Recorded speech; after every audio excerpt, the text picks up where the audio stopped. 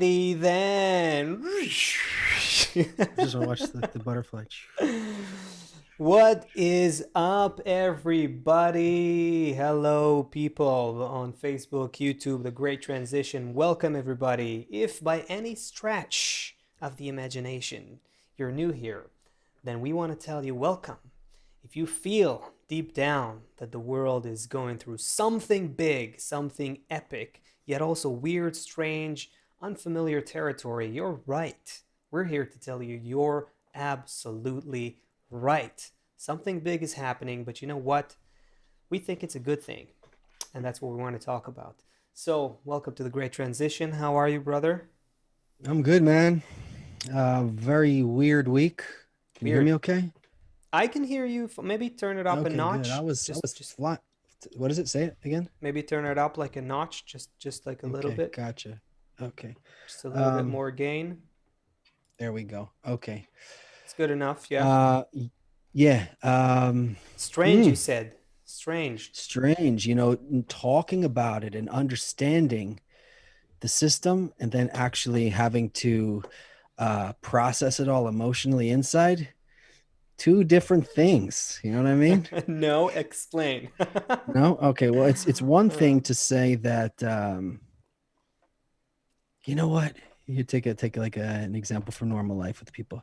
Is it more important to be right, or is it more important to what's the expression like in a couple? that Is it more important that to be right or to win or no, is it more important to win or more important to there's I what's the know there expression? there's a I had a friend when I was 8 year old, I think. I had a good friend, and she would always his mother would always like worry about us like crossing the road on the way to school or something like that. And she would say uh and every time, like when she would walk with us, she would kind of try to teach us, to guide us on how to do it the right way when we're alone. So every time she would say something like, on the road, you don't want to be right. You want to uh, you Be want to be safe smart. or You want to whatever. be smart Yeah, or right. something like that. Yeah, Right. you don't want to be right. You want to be smart. So So I think in we're your we're co- case, what you mean is maybe you can either be right or be loved or be like loved by yeah, people. there's some expression in Something like that. relationships around that. Yeah. So learning all of this, learning that we need to love everyone, it sounds amazing. It sounds that's the kind of world I want to live in. And then you end up dealing sometimes with people who it seems like they're only out to get you, and and I'm justified. I must be right. But I said this, they said that, and I must be justified. And they don't understand. They don't know what's going on. I know much better than them, it and it's been but it's I need been to love. corroborated, Seth. It's been researched.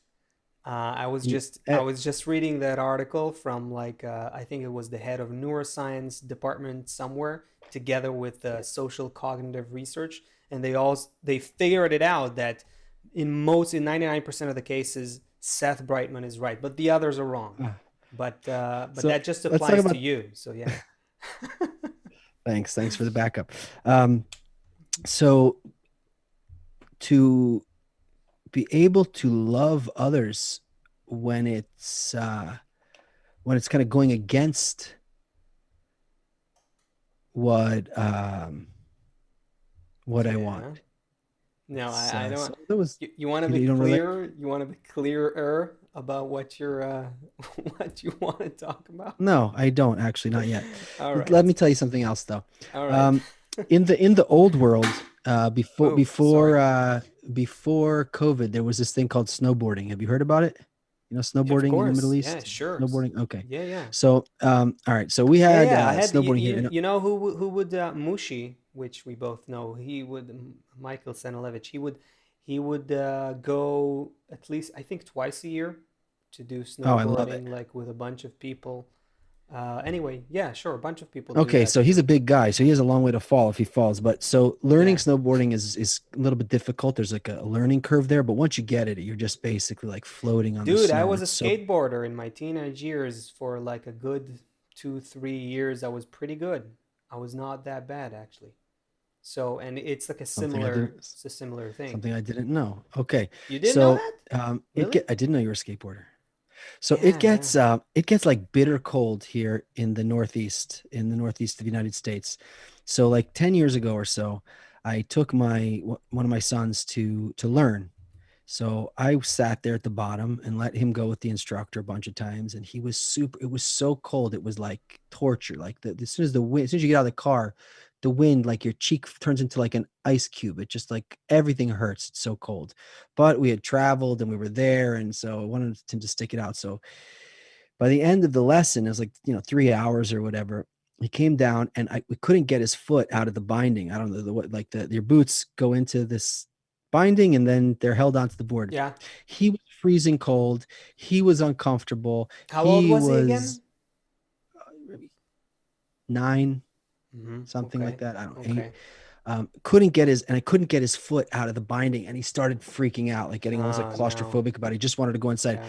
I couldn't do anything. We're sitting there outside. My fingers, I had my gloves off to try and open them. I'm like numb. I can't even move. Wow. I don't know what to do. The kid is just screaming. I can't go anywhere with him. So I just take him. I take him. I pick him up. I put him over my shoulder with the board With the on, still board? attached to him. Oh The no. board is attached to him. He's Oh no. screaming. I have this kid over my shoulder with the snowboard attached. I got my glove like in my mouth. He's screaming, and inside I'm kind of laughing, like I don't know what else to do. But I just walked with him until we got inside the lodge there. Right. Sat down by like where somewhere How where it was long did you warm. walk like that? I don't know, 3 minutes, whatever. It felt like it felt like 100 years. $3, for So the point for is that people looking at us yeah. must have thought that I was torturing this kid. Like Uh-huh. what did this guy do to this kid? This guy must be a maniac father.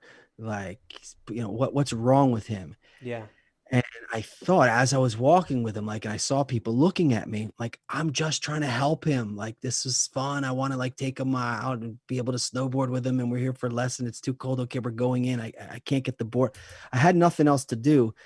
In order to help him, I needed to carry him inside and warm up our hands and take the things off. But all of the people looking at me, Yeah. uh, if you were there, you would understand I'm not an evil monster, and I was just trying to help my kid out because you know me. If Yeah, someone who knows me, but maybe for the fun of it, I would just kind of look at you and look at him. Look at this. What is this, a dad? Is this a father? What is happening here? Like help me help the kid. But just for, okay. just, So when I was thinking about the situation of this week, I was thinking about that, how you can have one situation and it can be, people can think your intentions and what you're doing is yeah. just completely opposite Yeah. Yeah. of where you're at. So, and regardless of that, what are you going to do? Is my responsibility now to tell every single person on the, no, he's cold, but the boot is stuck. And no, you just have to like take him inside and do the Yeah. thing. And you have to know inside that this is what needs to be done. Yeah. I think we find ourselves in a little bit of a situation like that. We're, I think that this is very similar to, well, this is very, very similar to what nature is doing with us. If that's, of course, that's a big leap. We need to to make that bridge. But you're absolutely right that, as parents, I think we get to feel that. We get to feel how, your kids many, many times, maybe most of the time, I would argue, they don't recognize that you want their benefit. In that story you're telling, your kid understood. It's the other people who didn't understand but even though he understood, that he you're was still doing. suffering and he was still pounding on my back and he was screaming like he just wanted me to take the boot off. So I had Right. him over my shoulder. But he He was wasn't still pounding on me. but he wasn't like, oh, evil daddy, bad daddy, you're not I think he was helping me. just so He uncomfortable. was There was no other calculation but end my pain. He's okay. freezing. So I'm taking this to a little bit of a different situation where, you have to like withhold something from your kid, or you have to, uh, so to speak, punish. Punishment's a big thing. We need to clarify what that is, but you have to like not behave according to what your child wants. And as a parent, you get that ambiguous kind of you have this cognitive dissonance where all you want is, for the benefit of your kid, but what you get in return is, at best, an attitude of being ingrateful, and at worst, your kid hates you, hates your guts, and you're really So, just so trying to do good, you know. So that, we're I think, is anyway. Go ahead. Yeah. well, here we are. We have this very interesting perspective on what's happening in the world. We have interesting perspective on the forces that are operating. Uh, and from our perspective, this coronavirus is a demonstration of the bad relations between humans. And even if we do a good job of coming up with a cure to the coronavirus tomorrow, next week, in a month, uh, something we don't win, because another germ, there's, I don't know, millions of these things. Another something will come that will reveal the bad relations towards each other. It's like I don't know. It's like trying to stop water from flowing. It's like you can patch this hole. The water's gonna figure out a way to get out of that hole, and then you have to patch that hole. Like, until you deal with the problem, you can't just band-aid it. That's nature is not going to allow us to do that from where we're at now. So you and I, we're coming with this opinion, not opinion, actually. We're coming with this vision of how to see. Fine, let's call it an opinion. How we see the world, and um, it feels to me that it's one thing to be inside of an environment where people are receptive to this, but when we try and take the message out, and we say, like, I said on Facebook this week something along the lines of, like, things are going to deteriorate. Mm-hmm. And I got all of these kind of comments like, "You're a doomsayer. Why are you talking? What do you just think that, like, the only way Mm-hmm. is through punishment?" I'm not saying that we need to be punished in order to, like, what I'm saying all the time is we need unity, unity, unity, unity. But part of the reality is an uncomfortable reality. And to deal with the uncomfortable reality is necessary. We don't have the luxury to Well, not deal with it. I think, whenever you say something inconvenient, as truthful as it may be, if it's inconvenient, it's going to offend someone. It's going to be uncomfortable for someone to hear it. You can't go around it. And the whole process of transformation, which we all have to go through as human beings, just, on the face of it, is not it's not a relaxing process.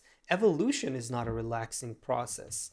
We'd be happy if we just judging by what we want, you know for ourselves, for the kind of convenience that we each look for ourselves, the kind of comfort zone we like to be in. We wouldn't like any changes to happen. Who wants change? You only want change if you start feeling that the current state is bad enough, and then you want something to change. And so I think when you talk about, spreading that message that things are going to go bad if we don't transform ourselves, that has to be very measured, as it has to come together with promoting the understanding, the feeling in a person that the current state is not great. B, it can be better. Three, we if it in order for it to go from where it is to better, we have to change something. And if as long as we don't, it's not going to get better, it's going to get worse. But all of these components have to always kind of grow, gradually. That is a change of consciousness. It's not a one, it doesn't happen on one axis, because you have this scrutiny in every person, right? From the moment we're children until we as we grow, we always clarify more than one parameter. It's not just what makes us feel good and what makes us feel bad. It's truth and false, bitter and sweet. We have these four coordinates, and they don't always, match up the way we'd like them to be. Ideally, you'd like truth to be sweet and false to be bitter, but that's how an animal works, like the this grass is not that great. I should go and find another grass to eat, says the cow or whatever. And and by that, the instinct of the cow directs the cow to a place of more a better grass, which is a more truthful place. In our case, it's a different thing because the transformation, the growth that we go through as humans is growing above and beyond our narrow egoistic perception. And that So means that we have to upgrade these parameters of the truth and false all the time. the battle that we're in now on the human level, if we went back to the inanimate level, there was these same wars, like in the formation of the earth and in the Big Bang, and how elements come together, and then when you get to vegetative, on every level, there's all kinds of things that are happening. Right. The difference is for us, we're conscious of it, and by being conscious of it, we can actually enter into the blueprint of it, because it turns out that what we're seeing is it's really the same blueprint at different frequencies, like at the inanimate frequency, at the vegetative frequency, at the animate frequency. It's all the same program over and over again. So I saw that. Um, okay, Denise is with us now. So yay. Hey, Denise. Okay, so we got some questions coming in, but I saw before that Ellen Bauer wrote, "You still think that nature is doing all these things to us?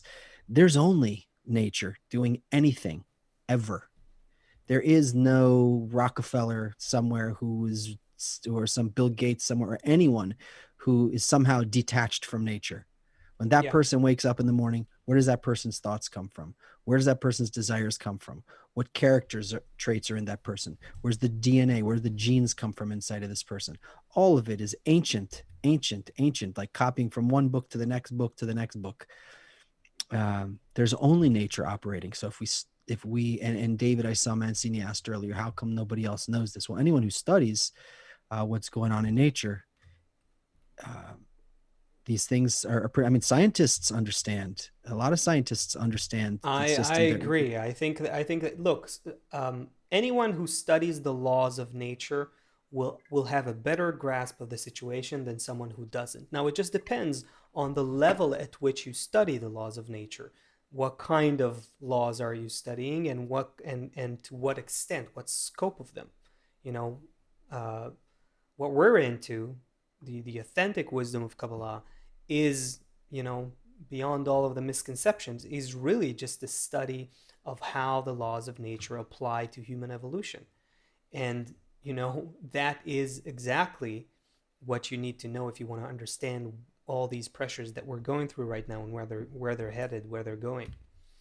So yeah, I totally agree that scientists, they get a certain kind of a certain there's a similarity in that, in how we would so, interpret like the climate situation and them. scientists Yeah. and economists, they understand um, that we were headed, over a cliff, with the way that, before COVID, that the ecology of Earth was in a very, very bad situation, Mm-hmm. and political scientists understood we were headed towards a world war.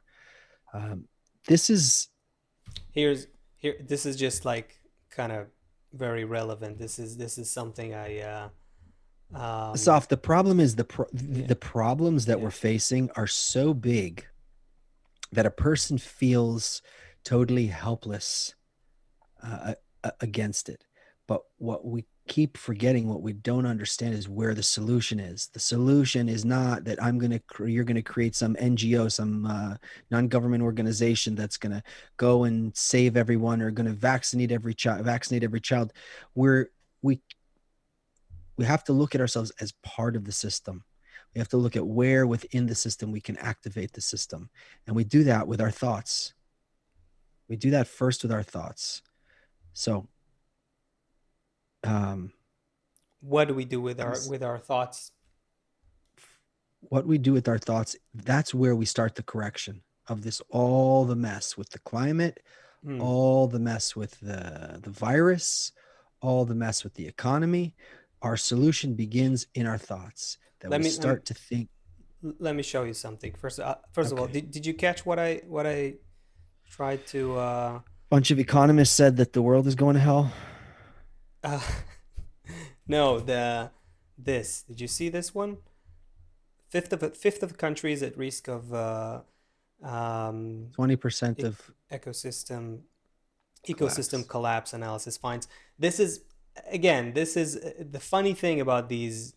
Every week you can find headlines of this nature. What's funny is that even though, when does it bother some people when they recognize that, look at the subtitle, trillions of dollars of GDP depend on biodiversity. Isn't that, you see the irony in Mm-hmm. what's happening here? So our perception of, of what's important, of what's at stake, due to our behavior and due to our activities and so on, is also very distorted.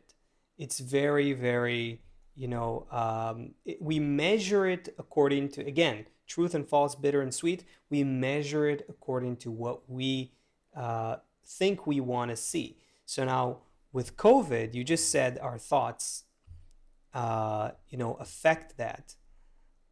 Here's an interesting thing. What we need to Yeah, do go is ahead. understand where the problem, Asaf, is too big.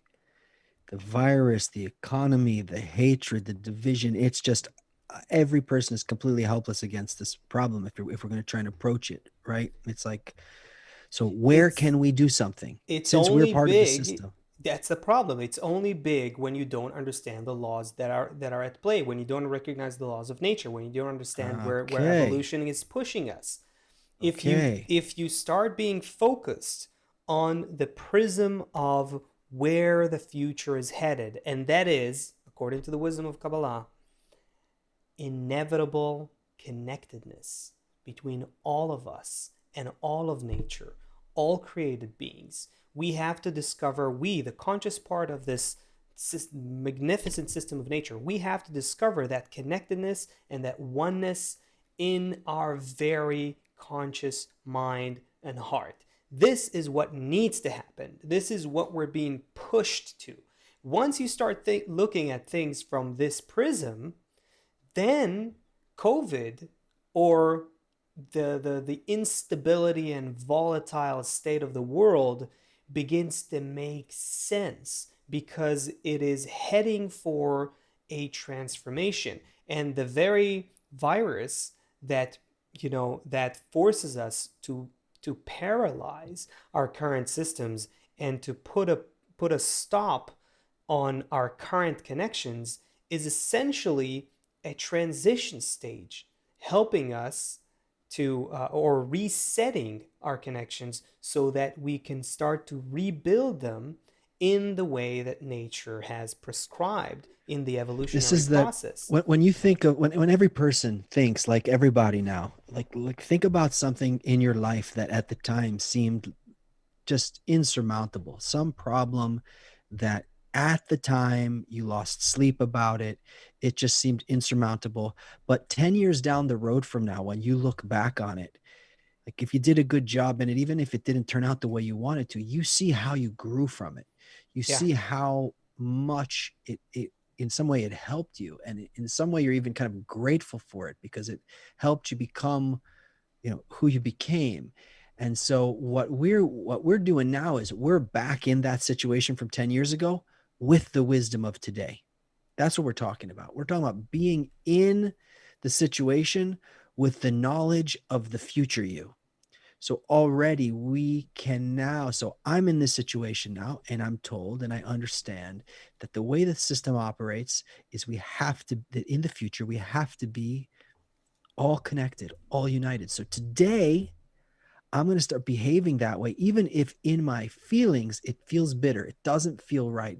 Patricia said, "What is intellectual honesty?" Patricia, you can intellectually be 100% right. Now, we're not talking about doing this in like every single business deal, right? We're just first talking about it at a little bit of a higher level, but really, we do need to start to practice this in our lives. You can be right. Maybe you are right in a situation, but what we need to be able to do. For example, I have a friend called Asaf. Asaf and I are playing by the same rules. The rules of our relationship are, regardless of whether I think I'm right or he thinks I'm right, I constantly try and behave towards Asaf with love. And he's playing the exact same game with me. We could have gotten in a fight yesterday. We can disagree about things when it comes to the business or things like that. Like we could disagree or anything, but the way that we behave towards each other is with love, even if there's disagreements, because we're playing that same game together. So intellectual honesty, no, you can say, I'm right. I know I got the facts are on my side. Like Asaf said, some big scientific institution, didn't they found out that I'm 99% right or something like that. So anyway, even if I have the It, facts on my side, it doesn't matter in this situation, because that's not where our success is measured. In fact, when you think of your relationship with your children, small children especially, who cares if you're right? Right? It's all about just the love. No. So what happens is, as we move into this new future, we'll realize that me being justifiably correct does not bring peace, does not bring the new reality, because in the new reality, everybody has their own truth and they're all unique and different, but the unity is above that. It doesn't mean that my view cancels out your view and then we make peace, or that you're stronger than me and you cancel me and then we make peace. We each remain as we are. The whole peace thing, the whole love thing, the whole unity thing happens at a different level completely. I think is that's the one that's the this is the one thing we that is so hard to communicate, and when you feel it through making conscious efforts, connecting with people and rising above your differences, you know it is possible.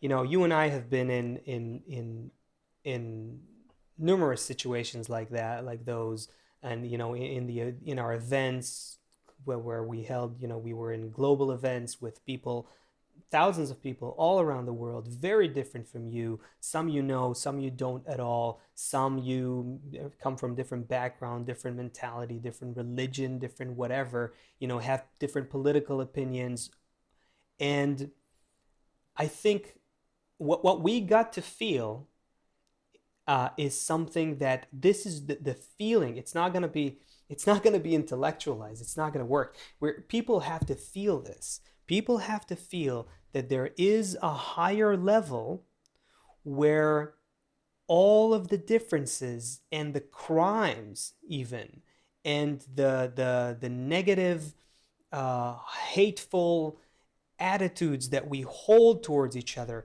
somehow they're all covered by this cheesy sounding word that is, grossly overused, but there's no other word for it, and that's love. That love is a force. It is a tangible force that that elevates you above self-interest. And when you get a spark of that, when you get a taste of that for even just a split second, you know all of a sudden that all of the differences and opposites and hate that you see, all of that is actually just, building blocks for a greater thing, something on a higher level. It's like how in our body we have 100 trillion cells or something like that. Some of them are completely opposite to each other.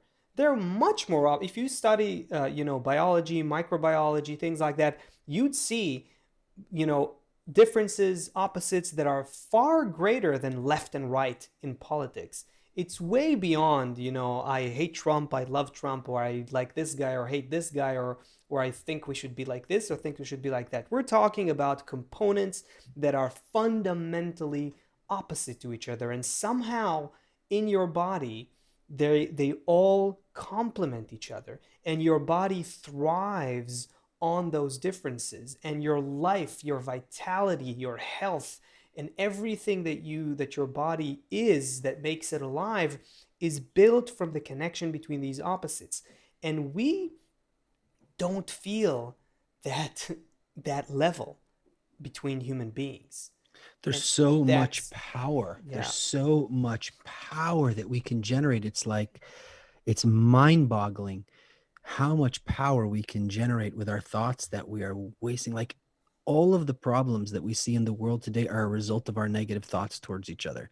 The terrible state of everything in the world is a result of our negative thoughts towards each other. And how, if we all were thinking positive about us, everything would change. Everything would change. Now, You it's know what? important, I You think, to wanna I wanna jump in here for a second, go ahead. because we always say, I think we need to unpack this.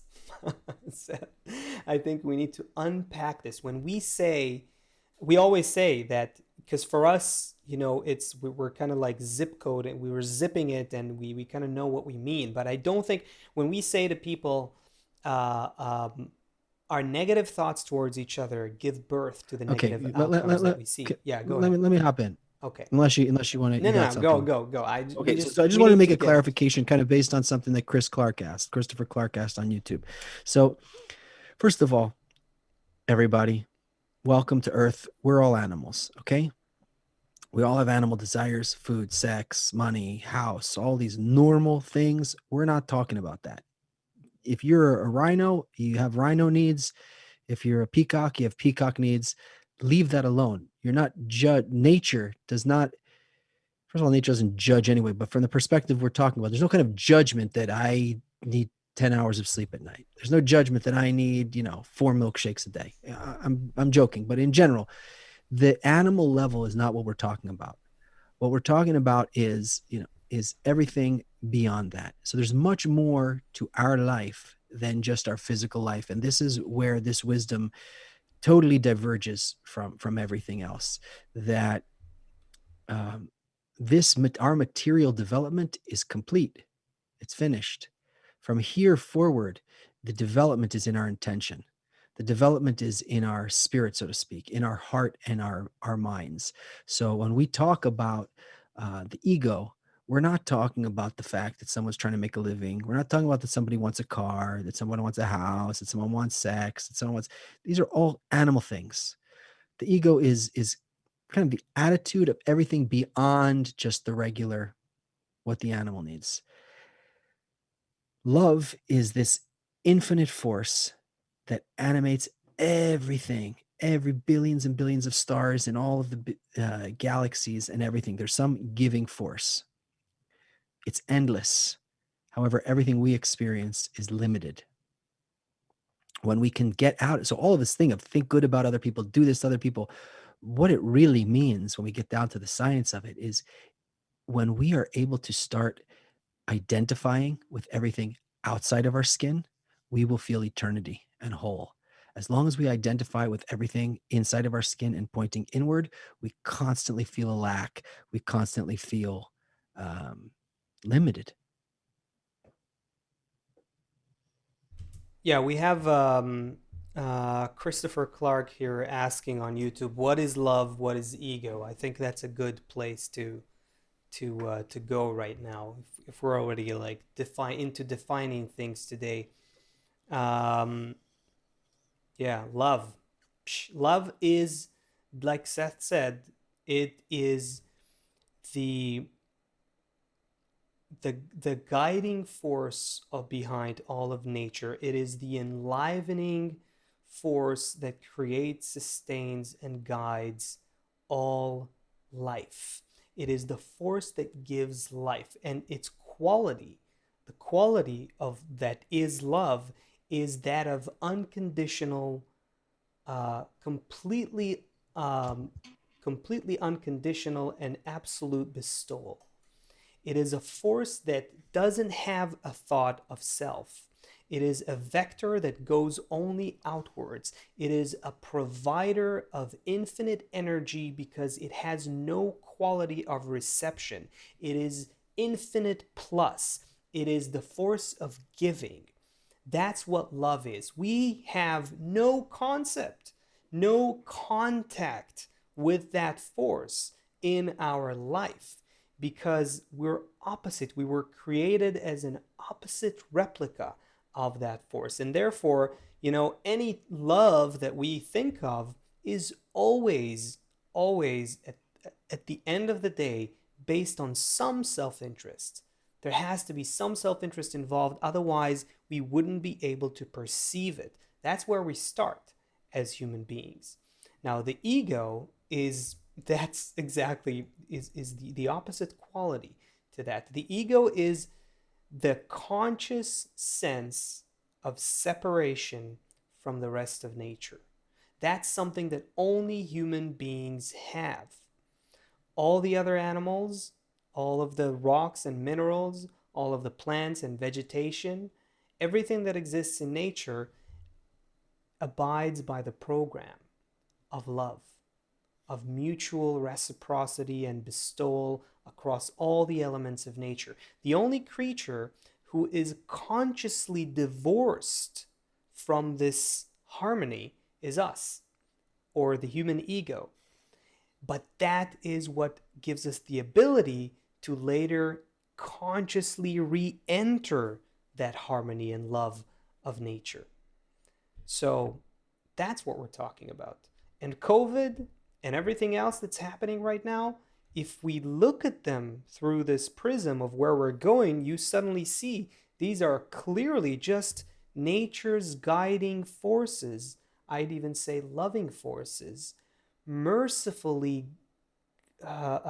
gently pushing us to rise in our consciousness, to get out of our ego, to grow beyond our ego. And you know what? Sometimes it hurts, and we see catastrophe in the world because we're not going along with these forces, and So that seems cruel. And that's just like let's. Seth trying Oh, to sorry. help his kid. But yeah, go ahead. Okay, so you figured out how I was trying to tie in the snowboard example. Um, there's a bunch of questions. I'd like to try and work them in. Yehuda and David and Spencer on YouTube, um, and Kiko, and Corey. Let's see if we can kind of fit them all into this story here. So Yuda was asking, how do we feel this force of love that unifies us all inside of ourselves? So there's two things that are happening here, and they're, first of all, everything we're talking about it on a high level to an audience who's very interested in this. So we're kind of pushing it a little bit when we speak to you. Uh, on the one hand, what would it feel like to wake up in the morning and you have a sensation that somebody else or many other people that you value are loving you and are thinking about you, and you go out and you have your bills are paid somehow, people are taken care of, everyone is working towards something, and you don't have to worry about food, you don't have to worry about medicine, your kids are already awake and they're already playing with the other kids out in the street, and there's plenty of food for everybody. Not only that, it's plenty of good, healthy, tasty food. So on the one hand, when everyone starts loving each other, I mean, imagine what that would be like. Imagine all the people you love the most, all, like when you're all on vacation together or you're at summer break as a kid, everyone just helping everyone, doing everything together. That's on the one hand. On the other hand, now for adults, for people who are really pushing forward, something interesting happens. Now, as the Saf told us, we're only the will to receive. That's how we were created. There's infinite bestowing force in creation. All of creation is an infinite bestowing force. And on the other side, how can we receive infinitely? Only in an infinite vessel that can hold it all. Well, that's us. But so far, we only feel, the limit of it on this tiny skin here. We only feel what comes in our five senses. But what happens is when the light starts to shine for you, when you start to enter into this love, you start to see more and more who you are. You start to see more and more how opposite you, not you, me, how opposite we are from that light. So, in fact, now Asaf talked about these vectors before, bitter and sweet and true and false. When the light shines, in your new sense, you start to perceive that this is something incredible, but you also have a feeling in your ego that you're moving in and out of that it's not so comfortable for the ego. He's really not so happy because he sees his days are numbered now, because the more that the light shines, the more of this ego who was hiding in the corners and not letting you realize that he was in control, the more you're illuminating him. And then someone asked, how many people need to uh, what proportion? Asaf, I'll ask you this question from Spencer. What proportion of the world needs to strive for love and connection before we start to see a change in the world?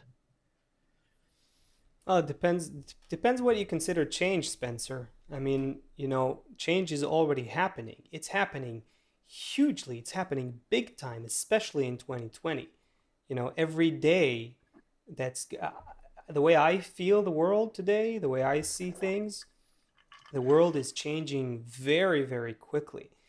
That being said, if you mean, when we start seeing people discovering the quality of love to each other and to all of nature, that is something that will take a long time until it reaches a critical mass, let's say, a lot of efforts, um, and then the rest of the population, I would say, from how we understand the structure, from the wisdom of Kabbalah, it will happen very fast. So it's like turning on a switch.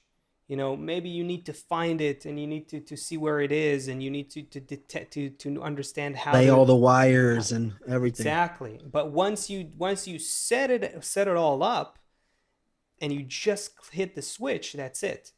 So there is a matter of critical mass. There is such a concept. I can't tell you in a number of people based on the wisdom of Kabbalah. There are such numbers, but they refer to spiritual volumes, to spiritual qualities. There's a number, for instance, like 600,000, but it doesn't relate to people. If you look at research, science, social network science, um, things like that, social networks analysis, you'll see that they're talking about tipping points in social systems where a certain percentage of a population holds a certain idea. Then when it reaches, they talk about 10%, that idea spreads to the rest of the system as soon as 10% of the population holds that idea. So you can go by that and deduce something and conclude something from that. But bottom line is there is a quality here. I don't know how to come up with a number of people out of the 8 billion people. Who knows if we will stay 8 billion people?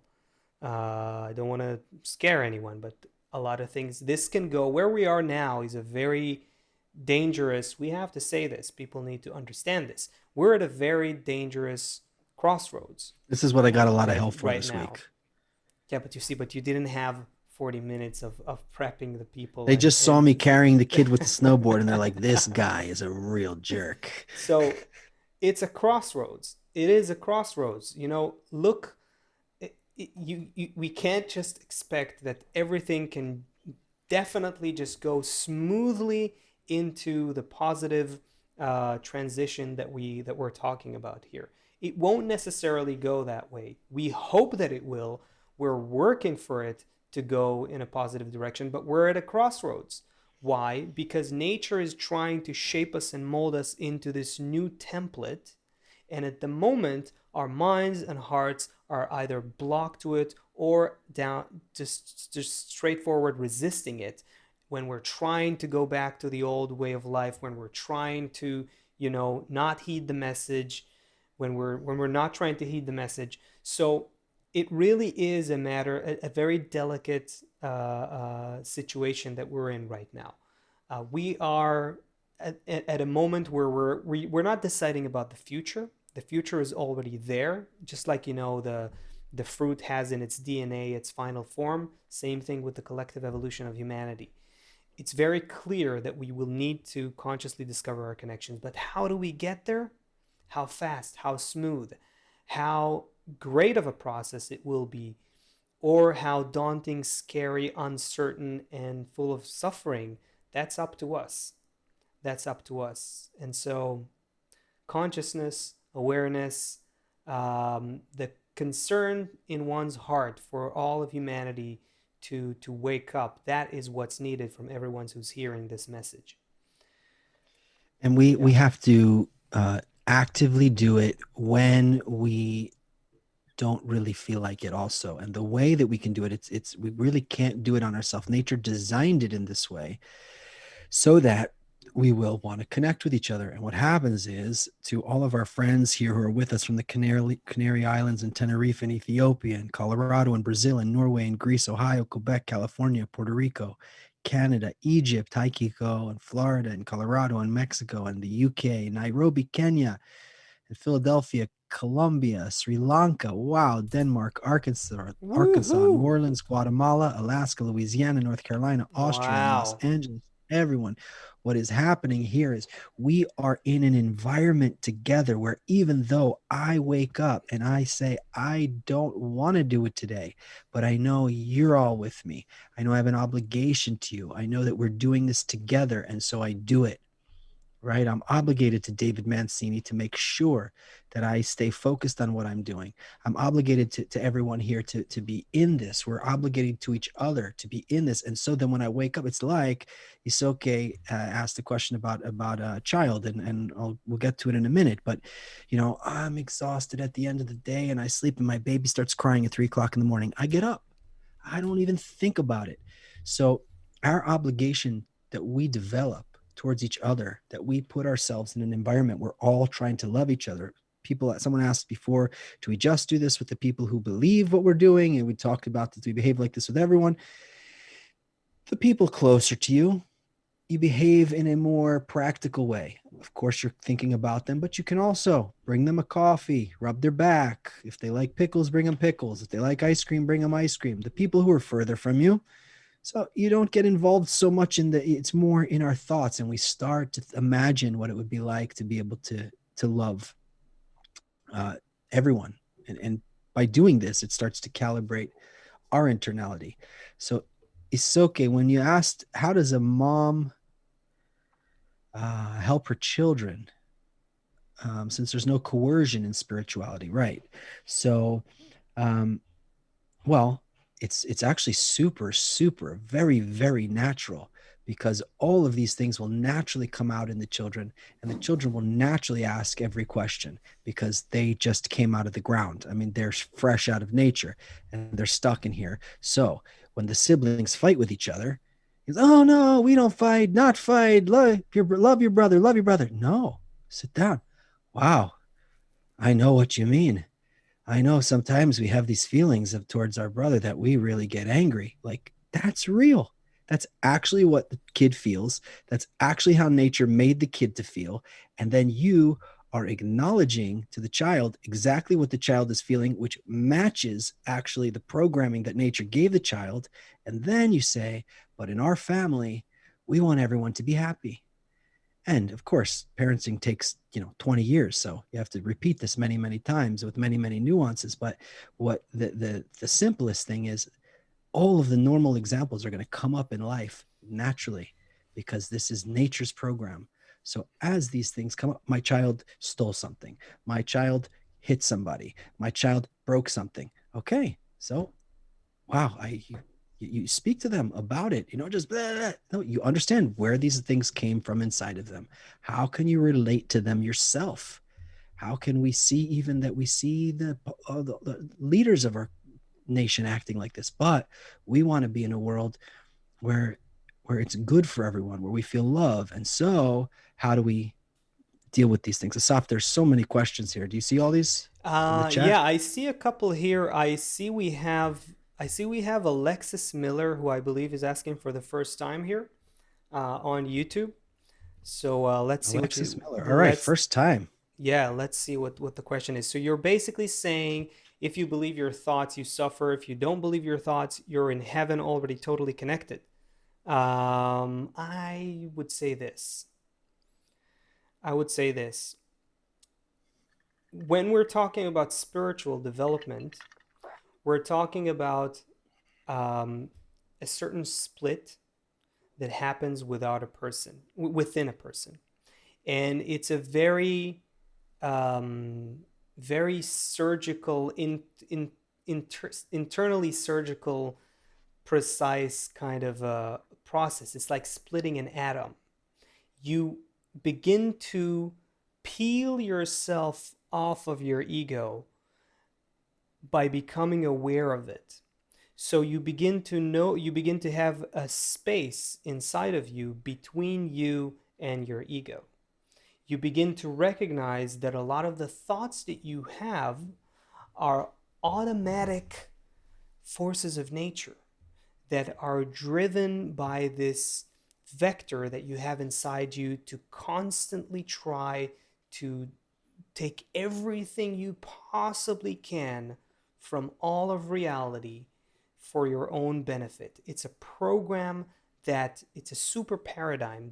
In science they use this concept super paradigm. It's like there's a lot of laws that you can find, but they all abide by a bigger law. So all your thoughts, all your desires, everything you see, how you literally perceive reality, the picture of reality, all the frames in the movie that you see in front of your eyes, you begin to recognize, that they're projected as if from a different source, filtered through your egoistic essence. But you begin to have a point of observation that is outside that egoistic essence. You begin to One have sec, Asaf. some So point of if view. you and your grandma are standing next to each other, Yeah, you're both going to have a different experience of that. That's what it means when you say that life is filtered through your egoistic perception. Like yeah. you and grandma sitting next to each other can experience the exact same movie, the exact same song, the exact same situation, and have a completely different perception. I just want to clarify what you meant by it's filtered by your ego.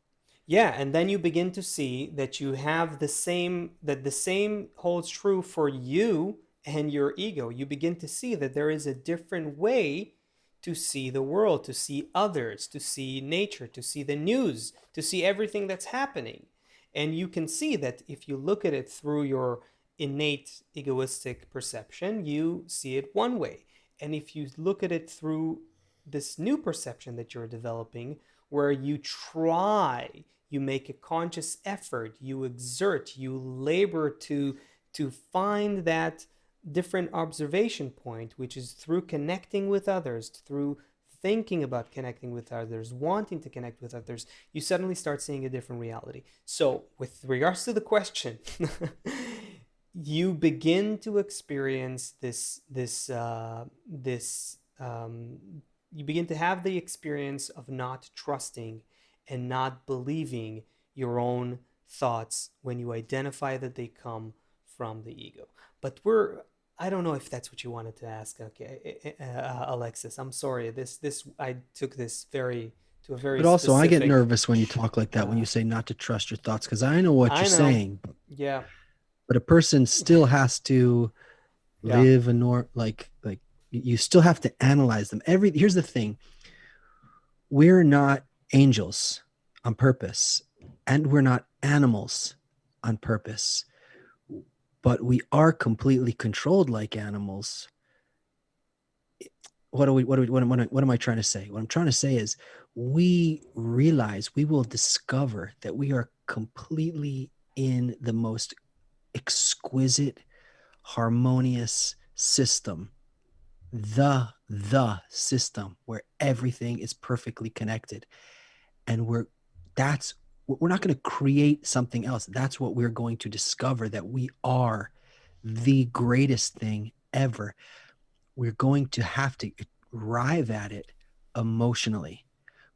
in order to arrive at it, we need to we need to actually be able to absorb that. Because what's the greatest thing you can think of right now? Like, I don't know, you know who Michael Jordan is, or, you know, like, I don't know, who's a famous movie star. What's the greatest thing we could think of today? Mount Everest? Like, you know, we can't even think of anything beyond a mountain, a person. We can't even imagine what it is. So in order to hold this reality that is beyond all of our limitations, we have to start digesting all of these things. So what did you say? Don't believe your thoughts? That's what you said? Something like that? Well, let's try to summarize this. Alexis was asking essentially if one should believe their thoughts. That's essentially the thing. Like, if you believe them, you're like this. If you don't believe them. So I would say it's more about identifying where your ego comes into play, paints a picture of reality, and where you can step outside of it and not necessarily trust it immediately,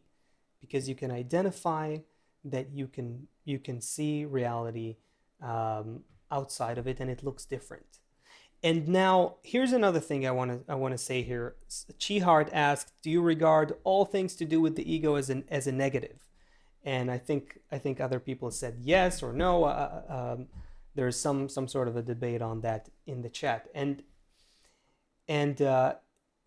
it's not that straightforward. The ego is not a negative thing. Why would nature make us egoistic in the first place? That separation that we have. What is the ego? It is the conscious separation from the rest of nature that we have.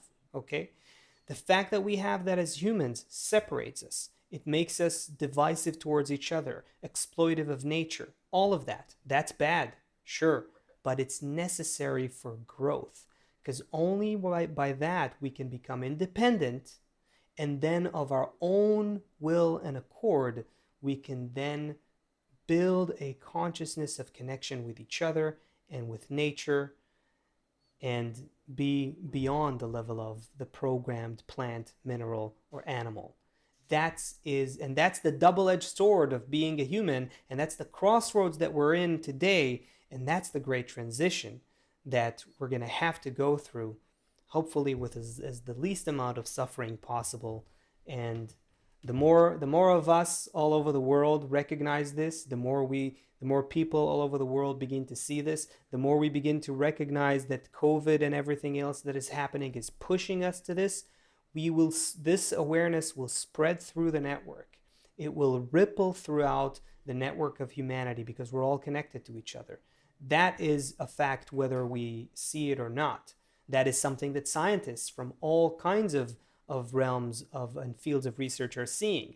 There is a socio neurological network that connects all human beings.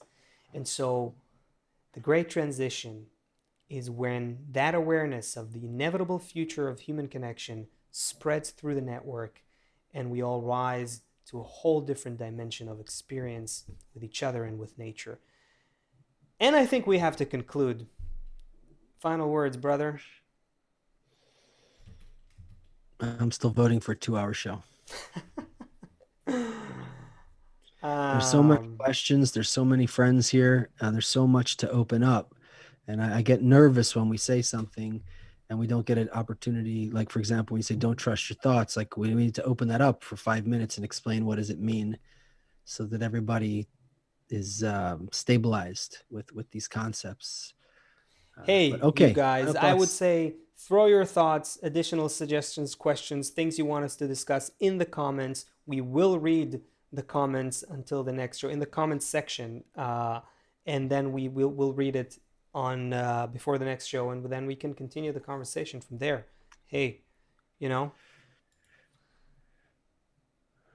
Okay, so let's try. We're 1 minute over already. Let's try until the next time we meet yeah. that we're going to look at life like our kids, and if we see them fighting, we're going to understand why they're fighting, because we relate ourselves to having those same feelings of being angry, feeling something's not just or whatever. But regardless, we're going to manage life with how we have to. If we have to deal with someone in a more powerful way or a softer way. But regardless of that, there's going to be another part of our brain, another part of our heart that we're going to think about love towards this person. So everybody here, from all over the world. We're going to cover the world with a network of love, whatever's going on. If I'm a police officer and I need to shoot at somebody, if I'm a doctor and I need to save someone's life, both of those people, somewhere in our mind, we're also adding more love power into the world until we meet again. Next time we will be here on Sunday, 2 p.m., The Great Transition. Until then, all the best, you guys. Write in the comment whatever you want us to take into account. Much love. Bye, everyone.